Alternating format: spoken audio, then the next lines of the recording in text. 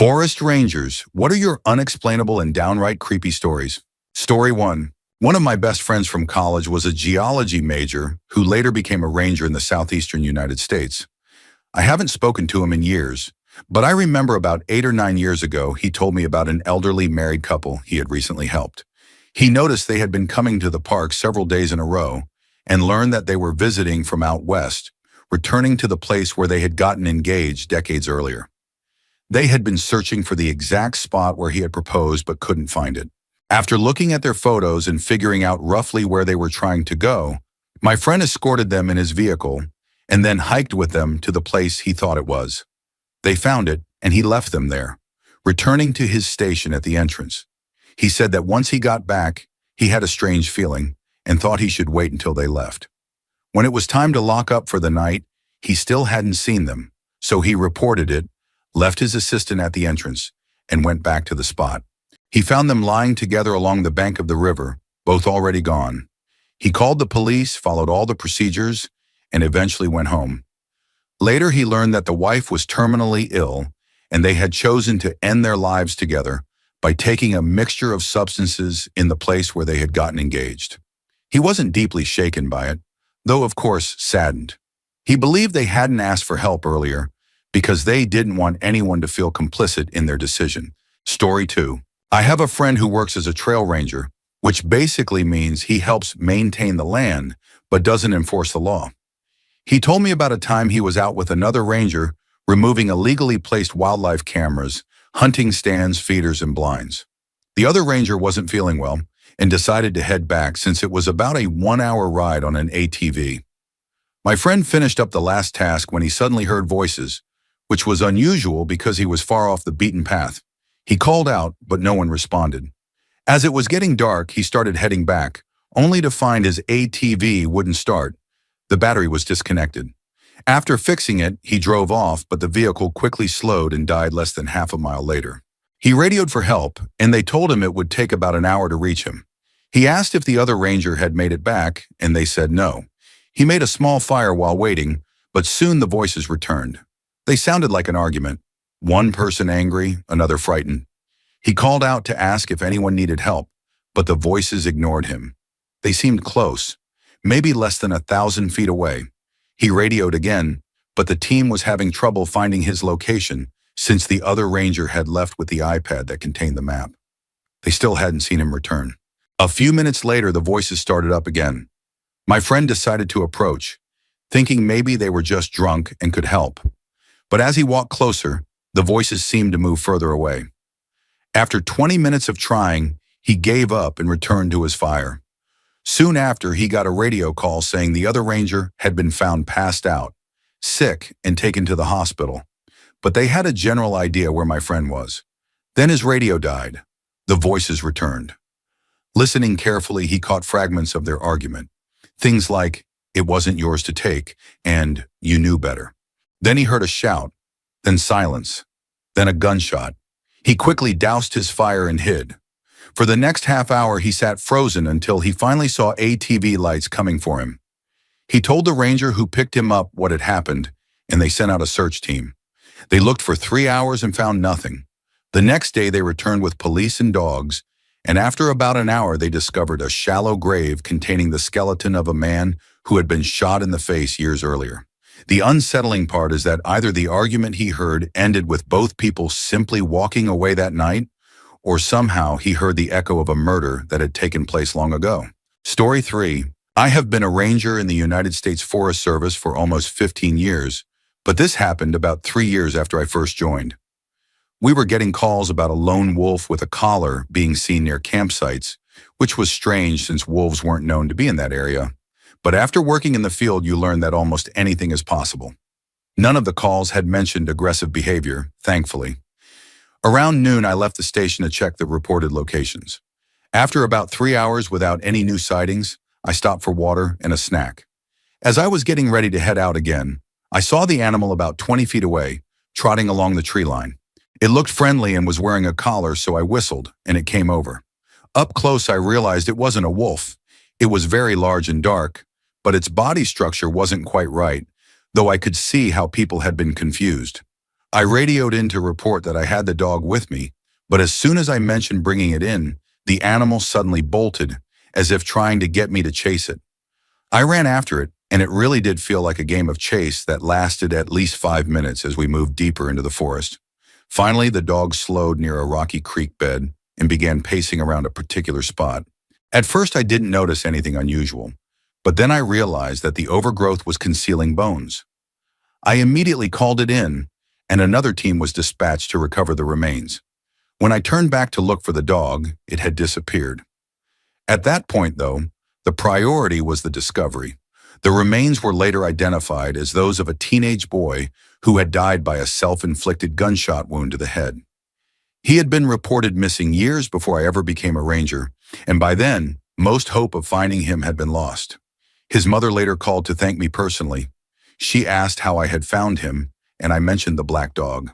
There was a long pause before she gently explained that her son had fallen into a deep depression after losing his best friend, the very same dog I had described. To this day, I struggle to fully understand what happened, but I know what I saw. Story 4. I was part of a scouting type group when I was younger, so we spent a lot of time in the woods. Strange things happened often, but usually there was a logical explanation. One night, though, something happened that still unsettles me to this day. I was a leader for the group of kids aged 8 to 10, and we were on a camping trip.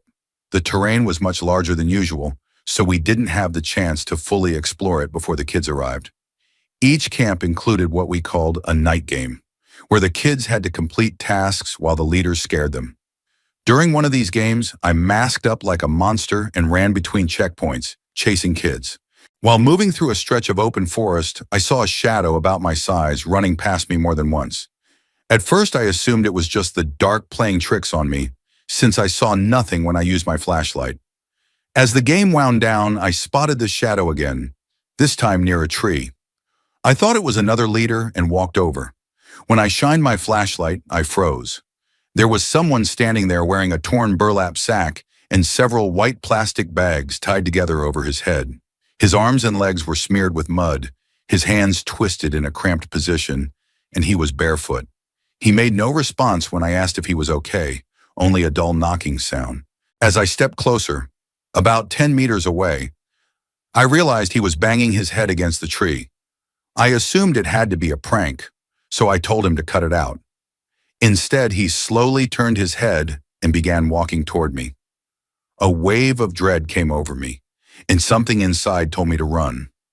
I sprinted back to camp, too afraid to look behind me, and found that all the other leaders were already there.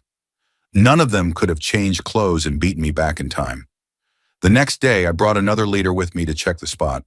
There, nailed to the very tree where I had seen the figure, was a skinned, decomposing rabbit. We called the police, who dismissed it as a prank by kids from the nearby town.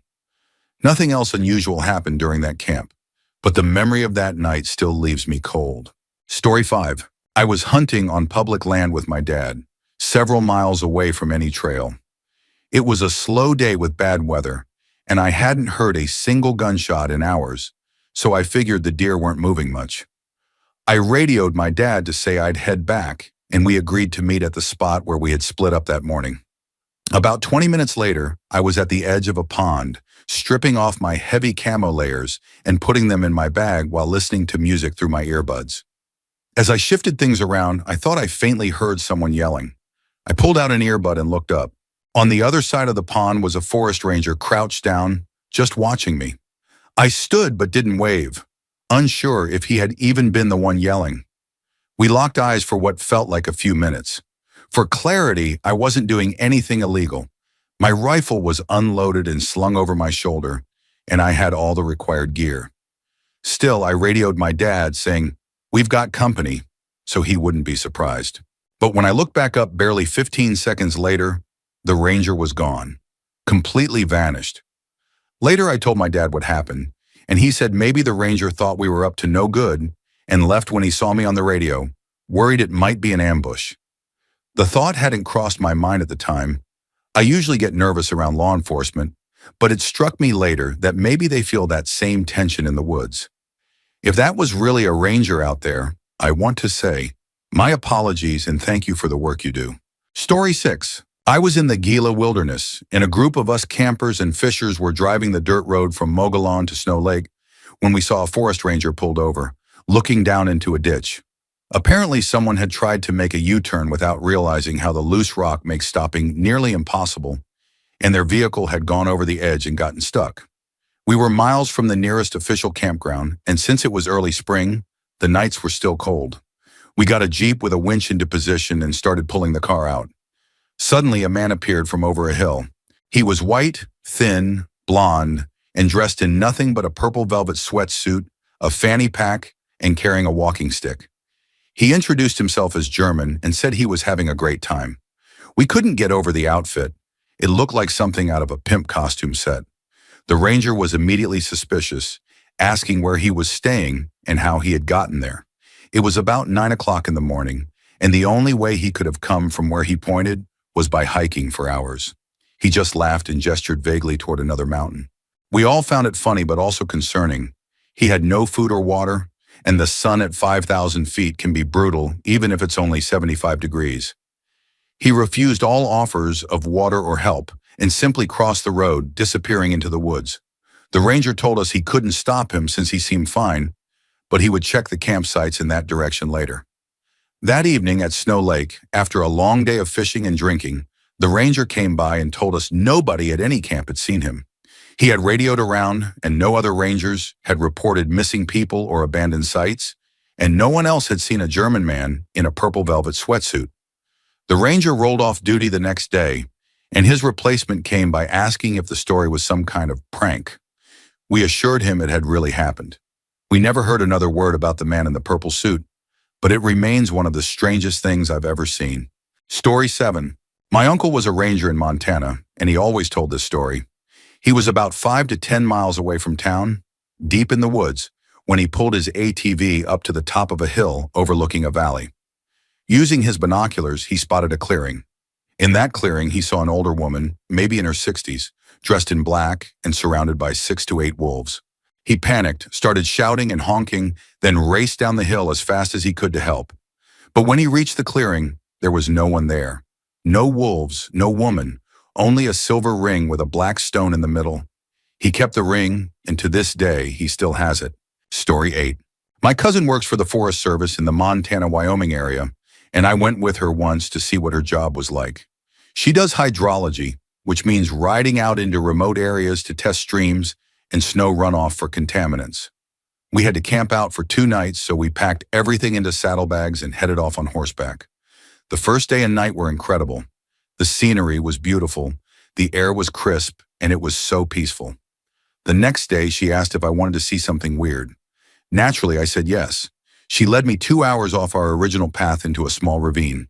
At the very end, she tied up her horse and told me to do the same. She then told me to bring along our rechargeable radio, the kind that works as both a lantern and a crank-powered device. We followed a small wildlife trail until, out of nowhere, we found a coil of wire sticking up from the ground. It wasn't a massive transmission wire, more like standard household wiring, maybe 10 or 12 gauge. Curious, I followed it. The wire snaked across tree limbs, wrapped around rocks, went back into the ground, and eventually ended at a desk.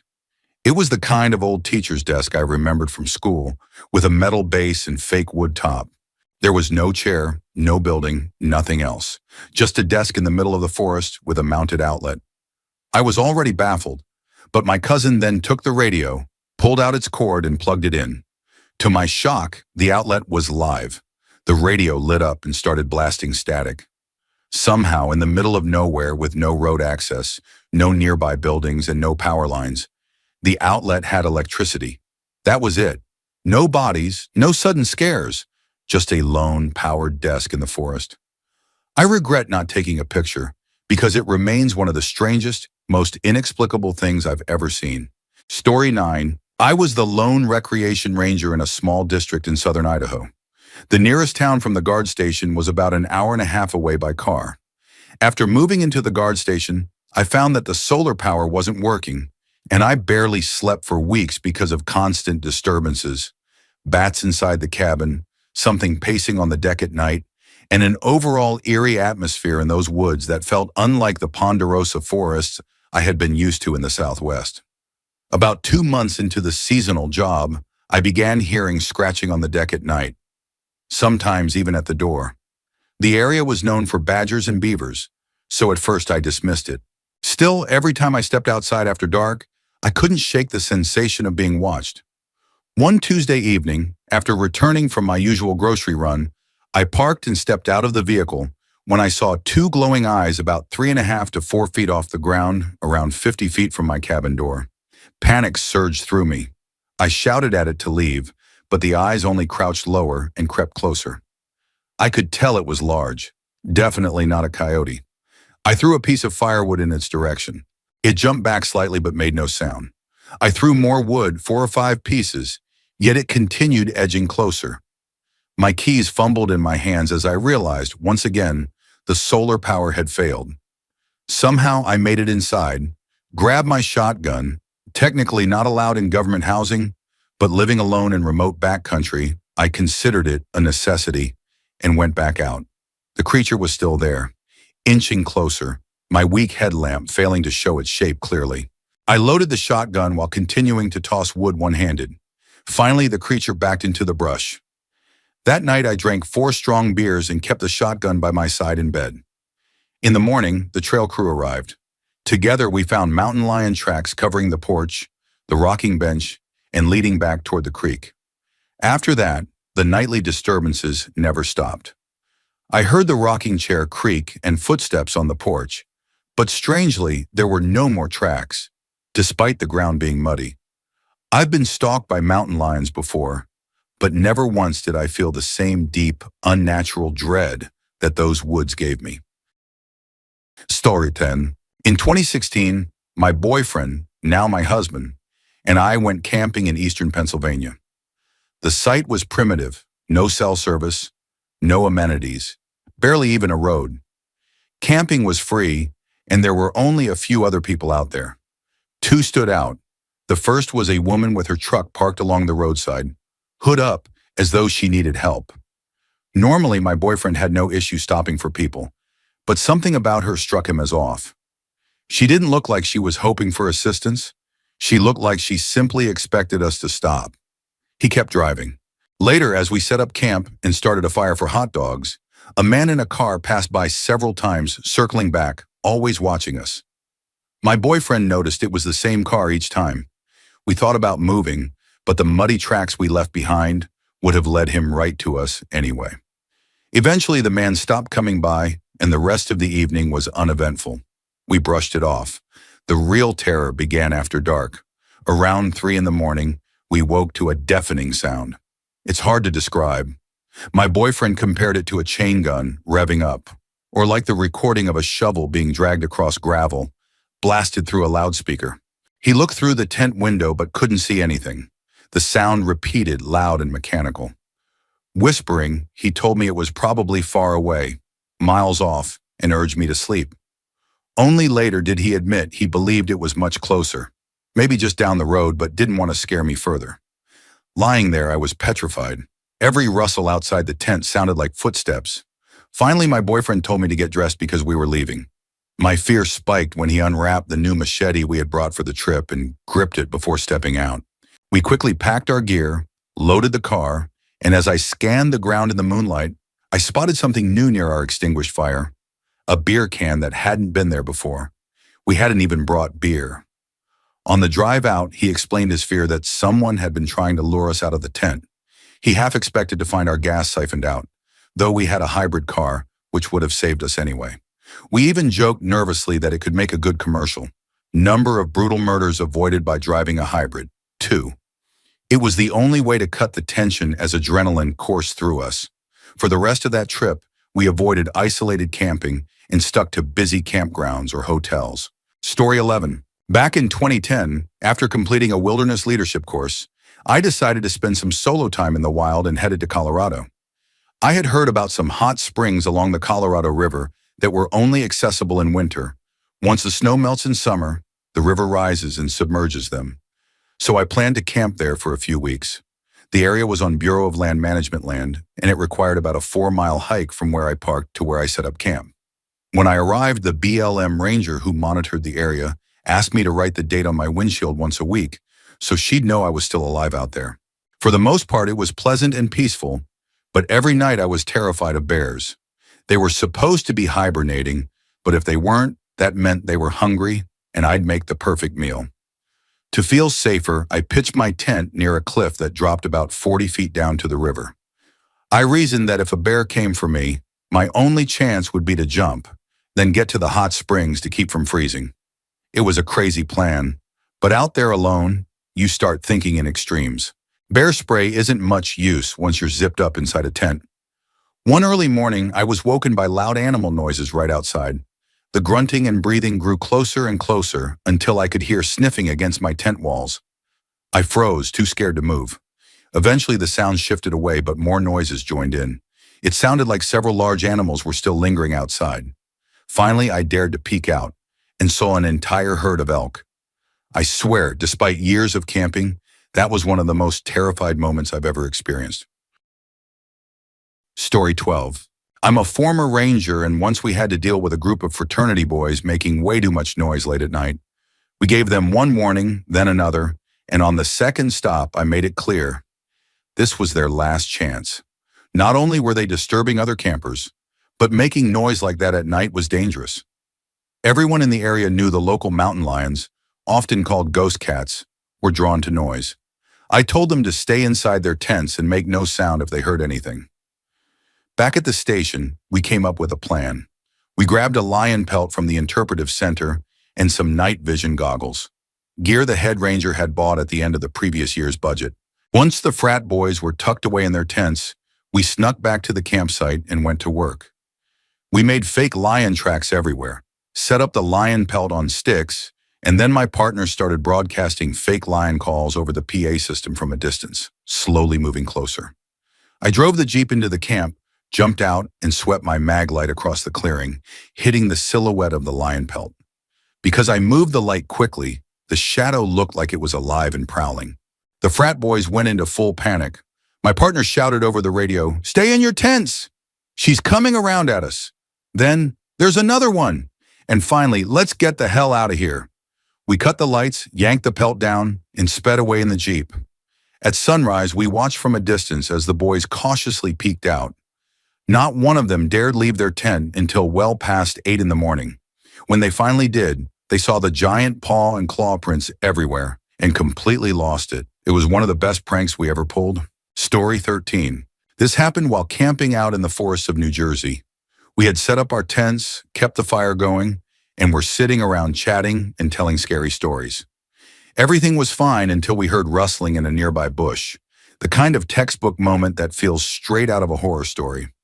At first, we thought it was just one of our friends returning from a bathroom break, but then we saw the silhouette of a person circling our tent. We called out, expecting it to be him, but whoever it was didn't respond. When we compared the height of the figure to our friend, it was clear it couldn't be him. That's when the fear set in. One of us bluffed, shouting that we were armed and would defend ourselves. After a long, tense minute, we heard the most shrill scream any of us had ever heard, and then the figure took off into the woods. The creepy part came after. When our friend returned from the bathroom, he confirmed that he had heard the scream too, but he hadn't seen anyone in the area. There were no footprints, nothing to show someone had been walking near our camp. And considering how deep into the woods we were, it wasn't like someone could have just stumbled across us by accident. Story 14. Back in the 1970s, my grandpa had a hunting buddy who lived like a hermit in the Pacific Northwest, deep in the Cascade Mountains. He stayed with him during one trip, in a cabin with no running water or electricity, miles from the nearest paved road. The cabin was built on stilts with a balcony about 10 feet above the ground and no way to climb up. No stairs, no ladder. My grandpa swore this friend was honest, not the type to lie or exaggerate. One evening, the man warned my grandpa that Sasquatch was known to be in the area and told him to be careful going out at night. My grandpa laughed it off, but his friend grew serious, set out a bowl filled with fruit, bread, and jerky on the balcony railing, and told him it would be empty by morning. That night, my grandpa, lying on a cot near the balcony window, was woken by rustling outside. He peeked out and saw the bowl, completely empty. Then he noticed 4 large fingers curling over the balcony edge before slowly pulling away. He never returned to hunt in that area again. Story 15. About 5 years ago in Canada, my dad spoke to a Chinese woman who had lived alone in the mountains for decades as an unofficial forest surveyor. The government often relied on her for reports about fires or suspicious activity. She told him she had seen Sasquatch multiple times. According to her, they are intelligent creatures that avoid people, but don't seem to mind her presence since she grew up in that region and had spotted them since childhood. My dad described her as calm, rational, and not the type to make up stories. At the time, he owned a strip of gold claim nearby, and she warned him against digging there, saying it would disturb things better left untouched. He wasn't convinced, until he swore he saw one himself. He described what he saw, and she casually said, "That's the female one," before heading back inside and leaving him standing there. He admitted he ran as fast as he could. Story 16. I was hiking in Andorra with a friend when we accidentally strayed off the trail and crossed into Spain. Luckily, we found another path, though we didn't have a map. Ahead of us, we saw a young man with 2 golden retrievers walking in the same direction. He had climbing gear slung over his shoulder. We hurried to catch up and asked for directions. He explained exactly where we were and that the nearest town with a hotel was about 12 kilometers away. He mentioned another smaller town 6 kilometers ahead where his car was parked and kindly offered to drive us the rest of the way, but he said he was in a hurry. We were relieved and walked with him for a while. The dogs were playful, running circles around us, and the man was friendly. But soon we grew tired and couldn't keep up with his pace. He moved ahead, disappeared behind a bend in the trail, and when we followed minutes later, he was gone. The trail stretched straight ahead with no side paths, so there was no way he or the dogs could have vanished so quickly. Uneasy, we continued on, half expecting some danger, but eventually reached the town safely and made it to a hotel in the next town over. To this day, both of us remain convinced that the man and his dogs were not entirely real. Story 17. In the fall of 2017, I shot a deer just before dark, about 5 miles from my truck. After the shot, I went back to grab my gear and cart. I gutted the deer quickly and began the long haul out. About 2 miles in, my deer cart snapped. A wheel broke clean off. With no other choice, I slung the deer across my back and pushed on. That's when I heard coyotes, maybe 3 or 4, faintly yipping back at the gut pile I'd left behind. Another mile in, I stopped for a breather. That's when it hit me. The yips had multiplied. Louder, closer, easily within a quarter mile. There were far more now, maybe a dozen or more. And here I was with only a gut knife and a hatchet, sitting with the main course of their feast on my shoulders. The first 3 miles from my stand were easy walking, but the last 2 were swampy, tangled, and miserable. Adrenaline surged and I took off, zigzagging through the swamp, not daring to look back as the pack closed in, less than 100 feet behind me. On the final stretch, I vaulted a 5-foot gate with the deer still on my back, like it was nothing. I collapsed on the other side, nearly passing out. Within seconds, the coyotes slammed into the fence, howling, snarling, screaming at me from the other side. I clenched my knife, prepared for the worst until suddenly, silence. They were gone, the woods dead quiet.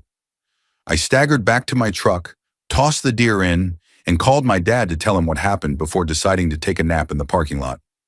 Bloody, scratched, and bruised, I passed out until tapping on my window and a bright light woke me.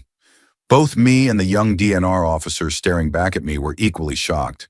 Me looking like a wreck, him with wide eyes and baggy pants. I told him the story, he checked my information, and we both laughed before I went on my way. People often ask why I didn't just drop the deer and let the coyotes have it. Truth is, it wasn't even a big deer, just a 5-point buck, nothing special. I guess I was just too stubborn to let it go. At least it tasted great. And the DNR officer, I've run into him 3 times since while ice fishing. He still calls me Wildman, doesn't bother checking my info, and we've become friends of sorts. Story 18. I work at a summer camp where I take kids on multi-day canoe trips through national parks. One night, after setting up camp and dousing the fire, I was doing a final sweep when I noticed a lone man paddling a canoe across the lake. It was odd but not unheard of. He waved at me, and being the polite Canadian I am, I waved back. Later that night, I couldn't sleep and decided to step out for some stargazing. That's when I saw him again. this time standing inside our campsite, rifling through our tarps and bags. My stomach dropped. He was tall, towering compared to me, and he was dangerously close to the campers I was responsible for. When he noticed me, he stood up, startled. I grabbed the only defense I had, bare mace, the kind meant to stop a charging grizzly, and held it ready. I told him firmly to get out. He stammered, "Oh, I didn't see you guys," and then slowly backed off. As soon as he was gone, I woke the other staff, and together we made sure he left completely. We called the Rangers on the SAT phone, gave them our position, described him, and explained what had happened. That moment remains one of the scariest of my life. I've learned not to fear wild animals too much. Most are predictable, driven by instinct, and not malicious. People, on the other hand, are the most dangerous things you can encounter in the wilderness. Story 19. Back in Arkansas, near the Dover Lights, my friends and I were staying at a camper owned by a guy who practically lived in the woods half the year. He worked enough to make good money, then spent as much time as legally possible camping out there. He let my friend watch the place while he visited his son, and naturally, my friend invited me and a few others to hang out. We spent days drinking, smoking, fishing, and just messing around. Everything was fine until one night when a female friend, extremely drunk, burst outside completely naked and began eating beans straight out of a cold pot. As the more responsible one, I followed her out to make sure she didn't hurt herself, while the others laughed. There she was, covered in beans, when suddenly her head snapped up like a deer sensing danger. She stared at the trees with an intense glare, let out a growl, and sprinted into the pitch-black woods. I panicked, shouting for her, but she didn't answer. Against better judgment, I followed. About 5 meters into the darkness, I noticed a faint glow on the ground. It was a phone, recording in night vision mode, with fresh pictures on the screen. Images of us taken that night, including shots from outside the camper windows. The last photo was of my friend, captured mid-sprint, running straight toward the camera. My blood ran cold. I quickly deleted the images, smashed the phone screen on a rock, and turned back for help. When I returned to the camper, I was stunned to find her already back, naked and drunk, sitting in a lawn chair as if nothing had happened. I carried her inside and her boyfriend helped clean her up before they passed out together. She didn't remember anything the next morning, and I never told them the truth. But that night, I locked every door and barely slept, waking every hour to check that nothing else was out there. Story 20. I'm not a ranger, but an avid mountain climber in the Philippines, and I've had my share of strange experiences. One night, a group of us hiked in the central Luzon, taking the North Peak Trail since we had beginners with us. Around 4 in the morning, we broke camp and began descending. Almost an hour in, we realized we were looping. The same fallen tree, the same boulder, over and over again. The trail was straightforward and many of us had hiked it before. One superstitious hiker made us stop, form a circle, say a prayer, and leave an offering of food. Only then were we able to continue down without issue. Another story happened in 2015 on a day hike at Mount GB in southern Luzon. I had been there the week before and knew the trail, so I led 5 colleagues on a nighttime trek without a guide. As we hiked, we heard faint psst, psst noises. Thinking it might be locals, we ignored it. Later, on a narrow stretch bordered by shallow cliffs, one colleague urged me to shine my flashlight straight ahead. I didn't see anything, but he later whispered he'd seen a child standing right in front of me. On another climb at Mount B, also in southern Luzon, 2 friends and I were descending when a child approached us, offering to guide us for 5 pesos. He was neatly dressed, hair tidy, in a blue checkered shirt and white pants. We declined, knowing the trail well, but he followed us until he suddenly stopped, standing motionless no matter how we called out. Fellow mountaineers later told me the boy was likely a spirit child tied to the mountain. And then there are the infamous stories of Mount C, also called Devil's Mountain. One tale is of a couple who hiked at midnight, took a wrong fork in zero visibility storm conditions, and never made it to camp. Their bodies were never found.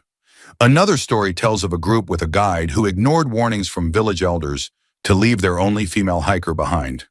They pressed on, encountered a mysterious couple who led them down the left fork, and when their flashlights simultaneously went out in the rain, the couple vanished. One hiker nearly fell into a ravine. Local lore says the mountain lures travelers astray, and those who take the wrong path may never return. Story 21. Back in the early 1990s, my brothers and I were staying with my cousin and her husband, who I'll call Scott. He was a Department of Natural Resources officer, and it was the opening day of bow season in northern Michigan.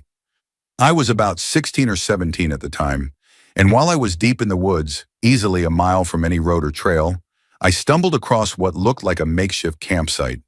What struck me as odd was this strange outdoor kitchen setup. Being young and naive, I didn't think much of it. I assumed whoever had been there had packed up because hunting season had started.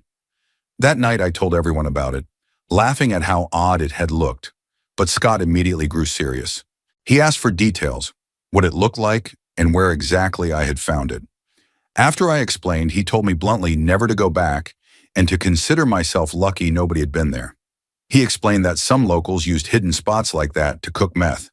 It kept them from blowing up their homes and made it harder for authorities to catch them. He reported it, and a few days later the cops raided the site.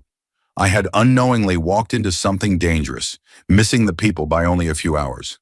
Apparently, they had set up multiple trail cameras around the area, which was unusual back then since they were expensive. When authorities recovered the footage, they found images of the men not only cooking substances, but also carrying illegal weapons and riding customized four-wheelers easily recognized in the community. Their own arrogance gave them away.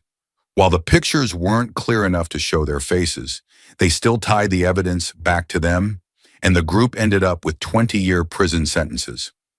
Looking back, I realized just how badly that encounter could have gone. All I had on me was a bow and a knife, while they had been heavily armed. Story 22. I grew up in rural Alabama, on a mountain where my family's home sat in near isolation. For 2 or 3 miles in any direction, there was nothing but forest, just trees, leaves, and pine straw, except for the road leading to our house. When I was about 15 or 16, I had a girl over, and in an effort to impress her, I suggested we walk to my favorite spot in the woods. In hindsight, I know it was foolish, but at the time it felt like the perfect move.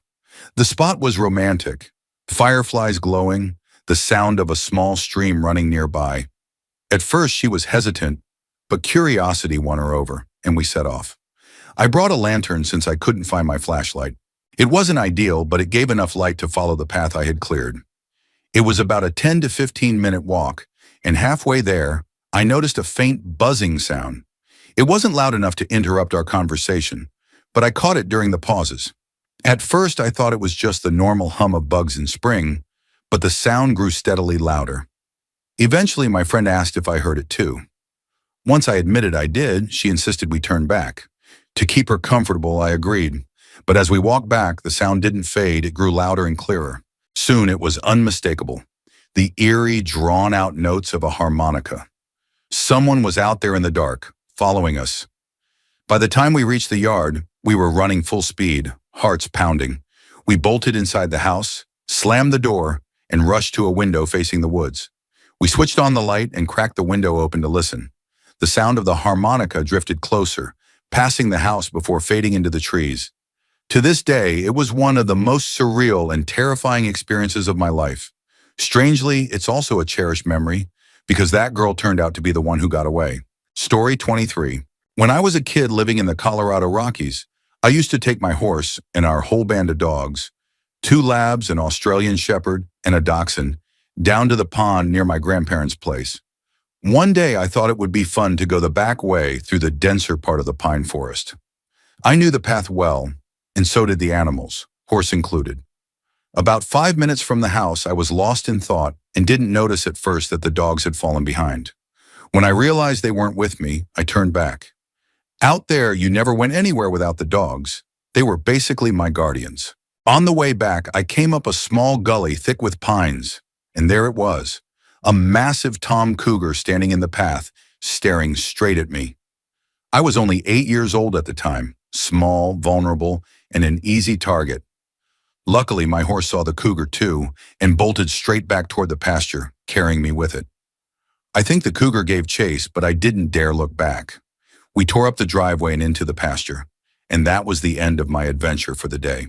After I put the horse away, the dogs finally found me again, but they were acting nervous. As we walked back to the house, they grew more timid, their hackles up. I stopped and looked around. Sure enough, perched on a low branch of an old pine between the pasture and the house was that same cougar watching us. This time, the dog's presence kept it at bay. Keeping calm, I gave the tree a wide berth and went straight to tell my grandpa what had happened. He grabbed his rifle and went out searching but never found it. From that day forward, I made sure to never go out in the woods without a dog or a weapon at my side. Story 24. I grew up in rural Alaska, and when I was about 8 years old, I went hunting with my uncle. We were tracking a small moose we had seen run across a field and into the woods. The forest was unusually quiet, but we chalked it up to our own noise scaring wildlife off. Eventually, we caught sight of the moose in another clearing. My uncle took a clean heart shot, and the animal only managed to stumble about 60 feet before collapsing at the forest's edge. I complimented his aim, and we grabbed our gear to head over. But when we reached the spot, the moose was gone. Considering that a moose weighs well over 1,000 pounds, this made no sense. My uncle started into the trees, but the hair on my body stood on end, and I let out an involuntary whimper. My uncle looked at me, confused, when suddenly, just 30 feet away, we heard heavy, labored breathing. Fearing a grizzly, he shoved me behind him, raised his rifle, and shouted as loud as he could. That's when it happened. We heard a loud thud as something dropped the moose from several feet off the ground, followed by the sound of it crashing through the trees as it ran the other way. We never saw what it was in the dim light of the forest understory, but whatever it was had lifted a full-grown moose and carried it. My uncle didn't hesitate. He turned to me and said we were leaving. We didn't stick around to find out what could do that. Whatever it was, it got the moose. Story 25. I spent 10 years as a forest ranger with the United States Forest Service, and some of my favorite stories come from summer fire patrols when we were enforcing fire restrictions. One time, we found a guy camped right beside a lake. About 100 feet from his tent stood a massive, reflective yellow sign that read, "No camping or fires within half a mile of the lake." When I asked if he had seen the sign, he admitted that he had. Confused, I asked why he was camping there and why he had a campfire going. He told me he figured he was half a mile from the lake, so it was fine. I kicked a rock into the water and explained that he was actually about 10 feet from the shore and that I'd need his ID for a citation. Another time, we were driving past a day-use picnic area late at night. It was a developed site with fire pits, benches, restrooms, and water. Just outside of it was an old trail that led to a dismantled bridge. We had placed a carcinite post there with clear stickers reading "Area closed, no fires, and stay on designated trails." There was even a small American flag sticker at the bottom. When we rolled up, a raging fire burned so close that the heat had bubbled and warped the stickers. Angry, I demanded to know who was responsible. An older man stepped forward and said he would take responsibility, handing me his ID, tucked inside his police badge holder. He was a local cop. I was floored. I gave him a stern lecture about respecting signage and reminded him that they had damaged government property. Those were just a couple of incidents. Over the years, I saw everything: Suics, ATV accidents, bear attacks, reckless Boy Scout troops, poachers, murders, nudity, public S, underage drinking, airlifts, massive forest fires, and fire crews battling against the odds. But despite all of it, the chaos and the tragedies, I still miss that million-acre office. Hiking, biking, riding dirt bikes, snowmobiles, jeeps, and spending every day surrounded by forests, animals, and sunsets was an experience I'll never forget. Story 26. When I was 18, I worked with a family-friend security company in a very rural area. In October, around 9 at night, we began our patrol of an abandoned manor house. The place had a long and eerie history, originally a home, then later a hotel, hospital, and nursing home. It was abandoned in the late 1960s. In the decades since, people broke in, set fires, and spread rumors that it was cursed and haunted. I didn't buy into the ghost stories, but the place always made me uneasy. That night was cold and dark, but usually the garden lights provided enough illumination that we didn't need flashlights. Then all at once the lights went out, every single one. We switched to our phones, but even our screens began flickering. At first I told myself it was just bad wiring. Rural areas often had faulty electricity. But then came the sound. From inside the house, a screeching erupted. It didn't sound human. My stomach dropped and my blood ran cold. For 30 seconds, the inhuman noise was joined by whispering, unintelligible but close, too close. Dark shadows flickered across our vision, depicting horrifying images of suicide and self-harm. All four of us froze, barely able to breathe. Finally, when it stopped, we called the police. They arrived quickly but found nothing. No signs of forced entry, no footprints, no evidence of anyone else being there. We were the only ones on the property. I've never set foot in that manor again. The others went back later and claimed nothing like it ever happened again. But for me, that night was enough to convince me there are things in this world that defy explanation. Story 27. I'm not a ranger, just an occasional hiker. But one time my girlfriend and I had a really unsettling experience in upstate New York, near New Windsor. It was a small trail, maybe 45 minutes to complete from start to finish, with a watchtower in the middle that rose above the tree line. We climbed up and spent about 10 minutes enjoying the view. Then we heard footsteps on the ladder. Looking down, I saw two young men climbing up, each with machetes strapped across their backs. My girlfriend started panicking, but I tried to stay calm. The platform at the top of the tower was barely 20 square feet, so suddenly it was the four of us crammed together up there. My girlfriend stood behind me while the two of them acted casual, gazing out over the trees. Nobody spoke for a few minutes. Finally, I broke the silence and asked what brought them out. One of them smirked and said, "We come out here pretty often looking for people." His tone was deliberately ominous, though it sounded forced, like they were trying to scare us. I shot back a joke. "You must have hidden the bodies really well," and everyone laughed except my girlfriend. The atmosphere was tense. I kept my eyes on their hands the whole time, waiting to see if they'd reach for their weapons. After a few minutes, without a word, they climbed back down, then ran off the trail and into the woods. My girlfriend and I decided not to waste any time. We climbed down quickly and sprinted back to the car. Once inside, she told me she recognized one of the guys. They had gone to high school together. He'd been one of the bullied kids, the kind people ignored or mocked, and she admitted she had bullied him too. Seeing him with a machete in the middle of the woods and realizing that connection made the whole encounter even more disturbing.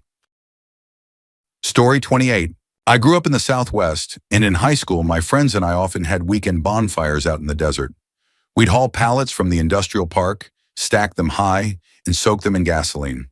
One night, after the fire burned low, we decided to drive further down the dirt road to see what was beyond our usual spot.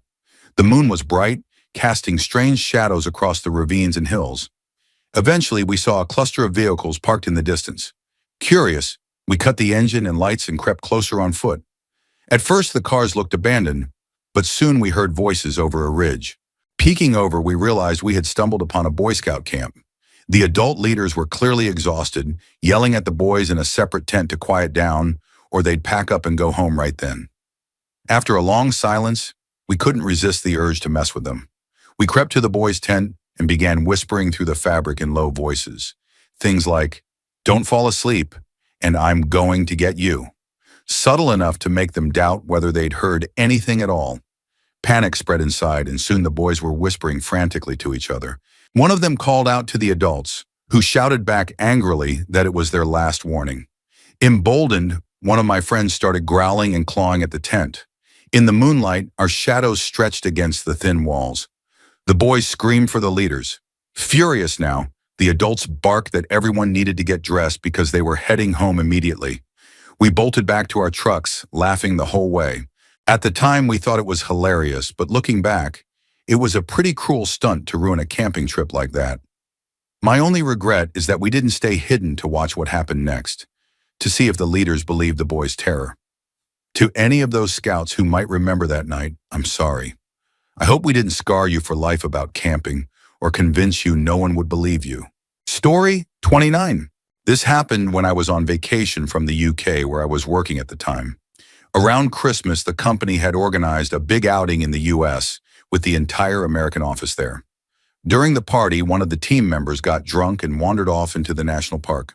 Before anyone asks, yes, getting that drunk in a national park is incredibly dangerous. Most of us had only 1 or 2 beers, but this guy couldn't handle his alcohol. He'd had too many cans of what everyone jokingly called redneck's finest. He was used to European pints, not American canned beer, and it really hit him. When he didn't return, we had to call for help. Luckily, we were already with a trail ranger who started guiding the search. As it got darker, pitch black in the forest, we spread out with flashlights. Hours passed with no sign of him. At some point, I lost track of the ranger and the others, and suddenly I realized I was alone in marshland with only my mobile to try and communicate. That's when the fear set in. I began hearing heavy, muddy footsteps behind me, the sound of something sloshing through the wet ground. I spun around with my flashlight, but the sound stopped. I kept walking, and the noise started again.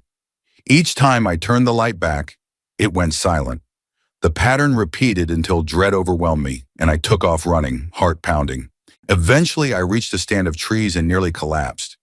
That's when I stumbled right into the ranger, who had found the missing co-worker, still very drunk and slurring his words. I explained what had just happened, the footsteps in the marsh, and the ranger looked at me gravely. He told me the marsh was infested with alligators, and that was likely what I'd heard. Apparently, when they creep up on prey in shallow water, they make that exact sloshing sound.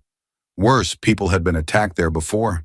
He said I was either very brave or very stupid to have walked through that area, especially alone. He explained that shining a flashlight at them sometimes makes them freeze, which is why the noise stopped whenever I turned around. We eventually made it back to the hotel with our drunk co-worker, who was barely able to stand. The ranger congratulated me on my courage, though in truth it was nothing but ignorance. If I had known I was walking through alligator territory, I never would have set foot in that marsh. To this day, I still think about how differently that night could have ended. Story 30. When I was about 8 years old, we used to camp in the forest behind my grandparents' house. Since it was their land, it was completely private property, and we thought it was the safest place in the world. One night while we were out there, my oldest cousin was tending the fire, and the second oldest was teaching us how to pitch a tent. Suddenly, we heard the sharp crack of a stick breaking. We turned to see a man standing about 20 meters away. He looked to be in his 30s, dressed in ripped clothing, and wearing a blue ball cap with the rim torn off. He just stood there staring. My cousin pulled out his pocket knife, and at that, the man bolted into the woods. We were shaken, but tried to carry on. Later that night, I woke to the sound of someone walking around the tent. My heart was pounding. Terrified, I gripped my cousin's knife and held it as tightly as I could, staying silent, frozen. The footsteps circled for what felt like forever before they finally faded away. In the morning, I asked my parents if any of them had checked on us, but they all said no. To this day, I have no idea who that man was. My best guess is that he was homeless and trying to camp on the land, but his behavior made it clear he wasn't in his right mind. I'll probably never know for sure. Story 31. Back in high school, I joined a climb on Mount Merapi in Indonesia, which stands about 3,000 meters high. We were a group of 20 people. 5 of them trained climbers and the rest newbies like me. Strange things happened throughout the climb, but the experience that stuck with me came during the descent. The group split into 3 smaller groups. I was with the second group, but since some of the girls were moving slowly, one of the experienced climbers and I asked if we could go ahead. The instructor gave permission, so we set off at a quicker pace. After a short while, my friend told me he needed to stop to use the bathroom and said I could keep going since the trail was easy. It was midday, and I could see the path clearly, so I agreed and went ahead alone.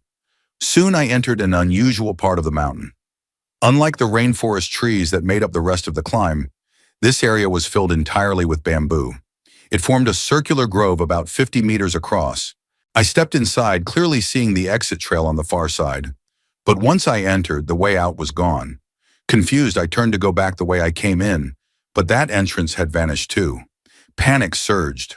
I ran in circles for what felt like 2 or 3 minutes, trying to find an opening. Then suddenly the entrance I'd used to get in appeared again, just as if it had never been gone. I stumbled back out, shaken, and decided to wait for my friend. To this day, I can't explain what happened in that bamboo grove. Story 32. About 6 years ago, I was on a cadet weekend at Thetford Training Ground in East Anglia, UK. The place has been used for training for over a century, so it's full of history, though I'd never heard of any major hauntings tied to the area. It's a varied landscape for England. Open plains, thick stretches of pine trees with large clearings, and scattered shrubs. No big native animals except the occasional fox or badger, but they usually keep clear because of the noise from exercises and gunfire. One evening, 5 of us cadets were patrolling the edge of a massive open clearing, about 3 square kilometers wide. The only thing standing out in that vast plain was a large mound in the center. Suddenly, one of the cadets shouted, "Stand to!"